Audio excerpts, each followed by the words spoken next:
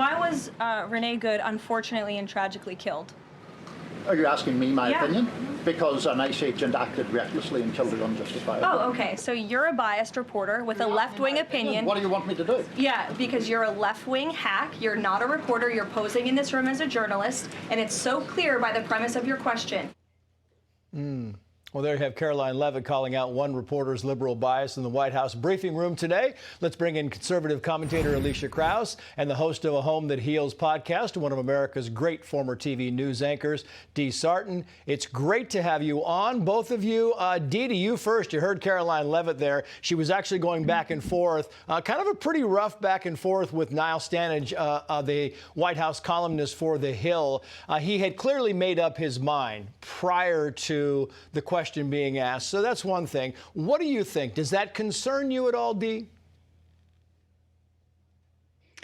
Oh, it concerns me a great deal. And this is a great example of what happens when our bias is revealed and our bias is not self-disciplined. And when I watched that and saw his response to her question, and he used those emotionally charged words, recklessly and unjustifiably killed Ms. Good, I was shocked, really, because, you know, we all have bias. When we're journalists, we have bias, but we try to contain it. We try to really be self-aware. He lost all self-awareness in that moment, and he revealed something that to me is shocking but not surprising, and that is that bias is really on the surface. And she called it out, and I think in that case justifiably so, but also very educational for our community and our listeners and our viewers, because that is what's on the surface, and it is impacting stories, and we're emotionally charging those stories too often. Yeah, it really is. I mean, you could use allegedly, you could say, instead it's recklessly, right? So if it was the other way around and someone had shot her, they would say allegedly shot. It really is. Meantime, MS Now reporter talks about how the administration uses reporters as tools or assets. Watch. I think that there are people within the administration, certainly, that want people to see this. And I can tell you that firsthand because that's why Katie Miller, Stephen Miller's wife, then Katie Waldman, invited me into the detention centers at the height of the family separation policy. They wanted people to see what it looked like on the inside. They wanted our description because they wanted us through it. And in a way, we were tools. And I think that they used us reporters in order to further their message of we're going to harm people and this is what it's going to look like. I mean, I think every administration wants to get its message out. That's the whole thing. It's up to the reporter to decide if it's the right message or not and how to frame it. That's it. It's also so funny because if the Trump administration had not invited them to see within these holding facilities, it would have been like, where's the transparency? This is a breach of First Amendment rights. Like, we're journalists and we're just trying to get answers here.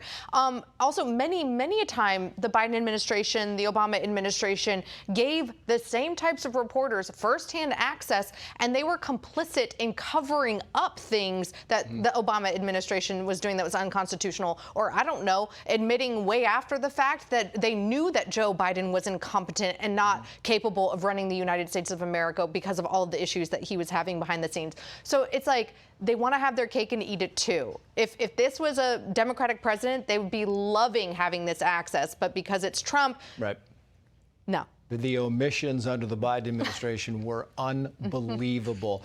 Back to you, Dee. Here is a professor on TDS as a psychiatric disorder. Watch.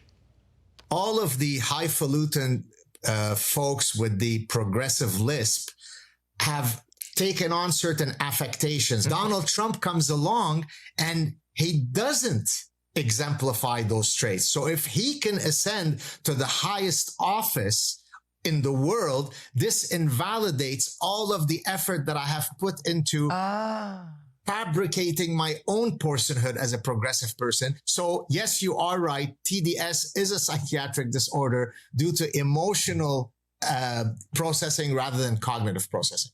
And he's a progressive, Dee. That's the whole thing. He's like, yep, it's a psychiatric disorder because it's nothing but emotion. You're thinking with nothing but emotion when you talk about Trump.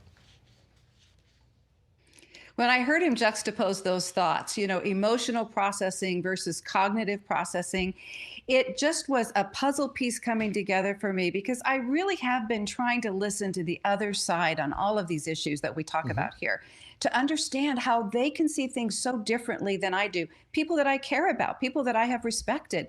And then I realized, oh, that has a lot to do with it. And his book, it's Suicidal Empathy.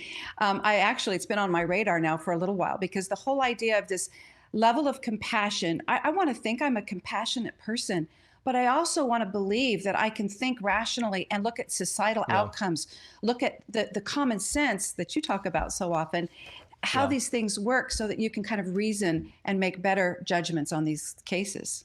RFK Jr. on the president's eating habits. Watch. Who has the most unhinged eating habits? The president. The interesting thing about the president is that he eats really bad food, which is McDonald's, and then, candy and Diet Coke. Yeah, they're telling me I'm out of time, Alicia, but you got to respond to that a little bit. My favorite part of that clip, though, was when he said he has the constitution of, quote, a deity. It is like comedy gold. And I think everybody loves RFK just like the same reason that they love Donald Trump. They're like just brutally honest. Yeah. And I think that RFK is like, I don't need to impress the president. I already got the job I want. I'm already making America healthier again. I'm going to be honest about how he needs to stop eating Mickey D's.